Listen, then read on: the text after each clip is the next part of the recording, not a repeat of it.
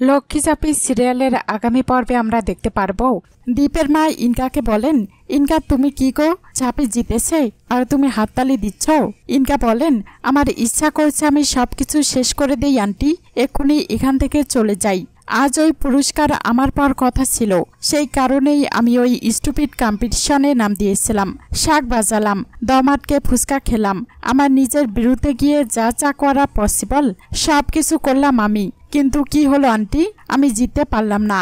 যে এই কম্পিটিশনে আমার জাজমেন্টে দীপ করেছে, এখন আমি যদি কোনোভাবে রিয়াক্ট করে ফেলি তাহলে দীপ বলবেই, ইনকা তুমি পাড়ায় এই ছোট কম্পিটিশনে হেরে গেছো বলেই এতটা রিয়াক্ট করছো।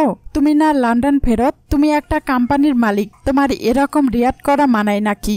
না আন্টি, আমি দীপের চোখেই এতটা ছোট হয়ে যেতে পারছি না, সেজন্যই আমার যতই কষ্ট হোক না কেন আমি কাউকে সেটা বুঝতে দেব না, কিন্তু ঝাঁপিকেও আমি ছাড়ব না, আর তার জন্য আমায় অন্য কোনো প্ল্যান করতে হবে।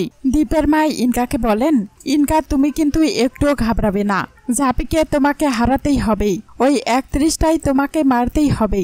জানি তোমার জন্য ব্যাপারটা খুবই কষ্টের, আসলে তোমার তো আবার শঙ্খ বাজানোর অভ্যাস নেই, তাও কিন্তু তুমি প্রথমে হাল ছেড়ে দিও না লক্ষ্মীটি।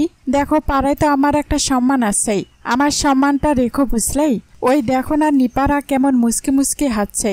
ইনকা তুমি কিন্তু চেষ্টা করো, হ্যাঁ এই যে তোমাকে আমি চোরা দমগুলো নেওয়া শেখাচ্ছি না, সেগুলো নেবেই, তারপর মা দুর্গার নাম করে টেনে দেবেই, যতটা পারবে টেনে দেবেই, যাতে নিপারা বলতে পারে যে ও যদি পছন্দ কিন্তু নিহাত ফেলনা নয়। 30-35 সেকেন্ডের মধ্যে আবার যেন ছেড়ে দিও না, বুঝলে। কাসাই ঝাঁপিকে বলেন, দেখলি কেমন উত্তর না দিয়ে পালিয়ে গেল, কেমন কথা ঘুরিয়ে দিল। ঝাঁপি বলেন, সে পালাক, কিন্তু এবার তুমি ধরা পড়ে যাবে মনে হচ্ছে কাসাই দি। কাল তোমায় ঠাম্মি সন্দেহ করলো, আজ তোমার দাদা ভাই। আমার খুব ভয় লাগছে, একবার ধরা পড়ে গেলে কি হবে বুঝতে পারছো? কাসাই বলেন, কি করব বলতো ঝাঁপি, আমারও যে এই লুকোচুরি আর ভালো লাগছে না রে। তুই বল না, পুজোর কটা দিন একটু ইচ্ছা করে না ভালোবাসার মানুষের সাথে থাকতে, ঘুরতে বেড়াতে, আনন্দ করতে? আমি তো অন্যায় কিছু করিনি বল, তাহলে কেন ভয় ভয় করে আমাকে বাঁচতে হবে এরকম ভাবে? আমার আর ভালো লাগছে না রে একদম, তুই কিছু একটা কর না ঝাঁপি প্লিজ।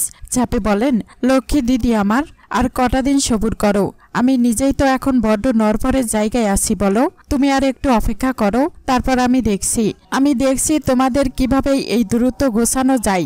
আর মন খারাপ করে না, অনেক রাত হয়েছে, এবার বাড়ি চলো। ঝাঁপি দীপকে বলেন, 5 বছর আগে এমন এক সন্ধি পুজোর রাতে তুমি আর আমি ডেটে গেছিলাম, মনে আছে তোমার? তুমি না কেমন একটা হয়ে গেছো, আগে আমার সাথে কত গল্প করতে হাসতে, আর এখন কেমন একটা মুখটা ফুলে রাখো সব সময়। দীপ বলেন, 5 বছর আগের আমি আর এখনকার আমি তাই এক নই রে ঝাঁপি।